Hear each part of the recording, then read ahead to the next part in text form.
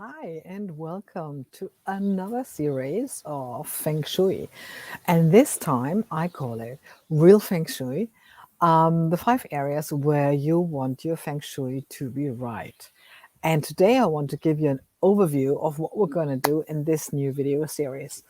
Because the question I get asked a lot is, how do I know if my house has good Feng Shui? Well, that's what we're going to have a look at exactly in this series. And today I'm going to give you an overview, and maybe that's already enough for you to start with your Feng Shui in your home. Hi, my name is Sandra, and I have been teaching and consulting Feng Shui now for nearly 20 years, first in Germany and now here in beautiful New Zealand. Well, I want to start with another question. I want to start with the question, how do I know if my house has bad Feng Shui? Because isn't that important to know? Yeah, I think we're going to start with that one. So bad Feng Shui would be if you have abnormal problems in normal times. Because, we live in different times at the moment than we were 10 years ago. So we have different problems. We have different challenges. But if you live in normal times and you're having abnormal problems, especially since you moved into a different house or after a renovation or after somebody moved in or moved out of the house, every time a change happened in your home and then the circumstances changed, accidents that happen, things beyond your control suddenly pop up or something like that. That could be that there is some bad Feng Shui involved, and the question is on which level. But how do I know, or what happens when I have good Feng Shui? Well, you probably have less problems when you've restored the Feng Shui or healed the place, but you may still have problems. It's not that you have no problems, but you are able to resolve them. People may still become sick, but they can recover and maybe even quicker than before. Opportunities knocking on the door, even though we're having difficult times. And probably some people who are having a really good streak at the moment, although it's really difficult for most of us. So you can create the harmony in your home. So this is all finger pointers towards good Feng Shui. And with great Feng Shui, life is purposeful and intentional. And it's not, guys, it's not that the Feng Shui makes your life intentional or purposeful. If you are intentional and purposeful, the Feng Shui comes to you more easily.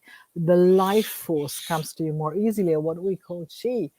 So, because Feng Shui is the study of qi or life force, which permeates our environment.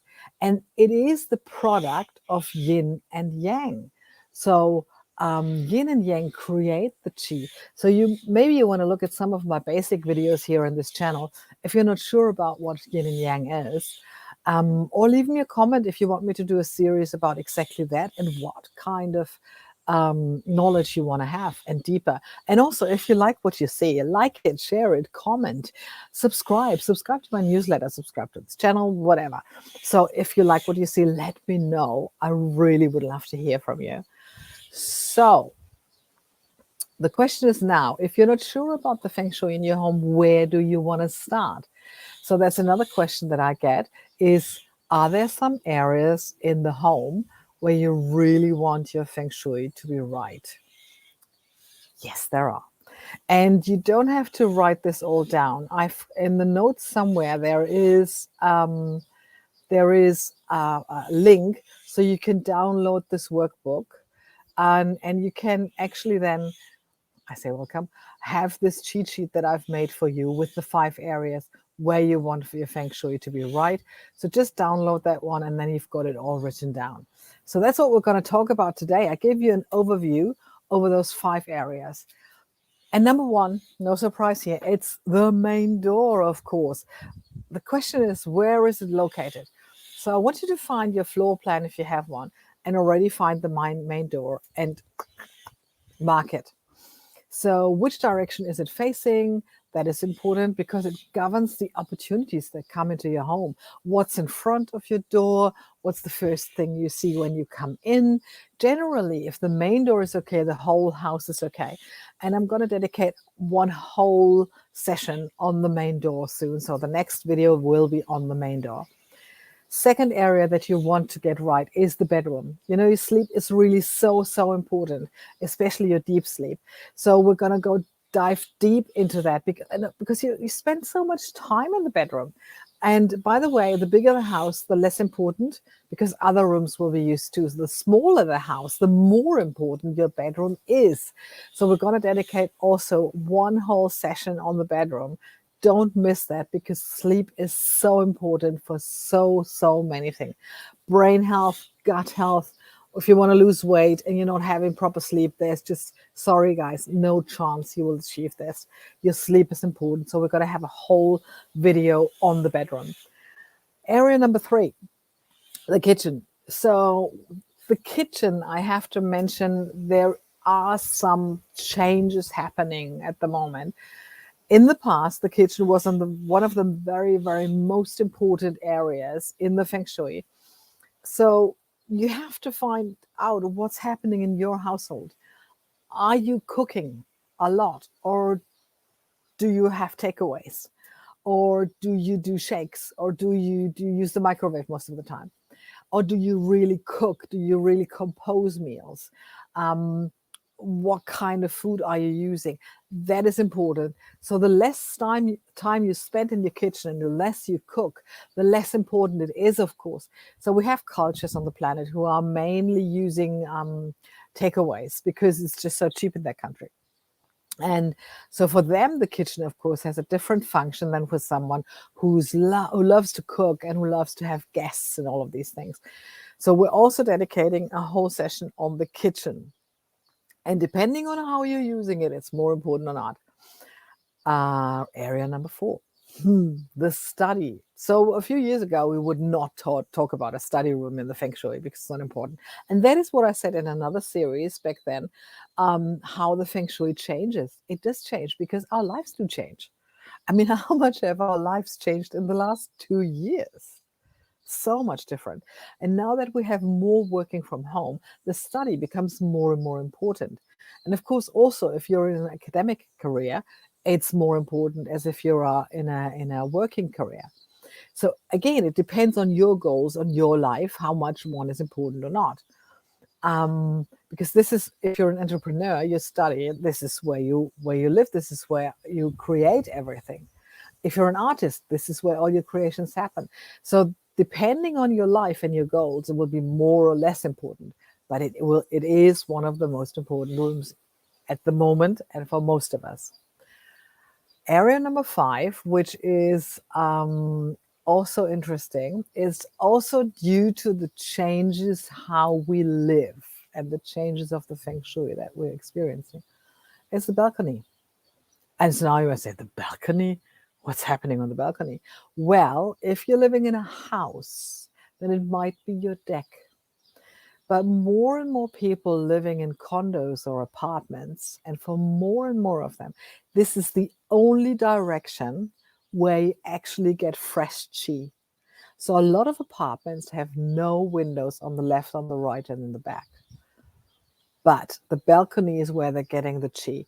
So it is important that that balcony comes, or that opening of the balcony is into a direction that is one of your auspicious directions. And we will talk about auspicious directions later in the series. Okay. So the balcony becomes more and more important. Or semi-detached houses, detached houses, balcony or deck becomes more and more important because this is where you get the healthy qi from.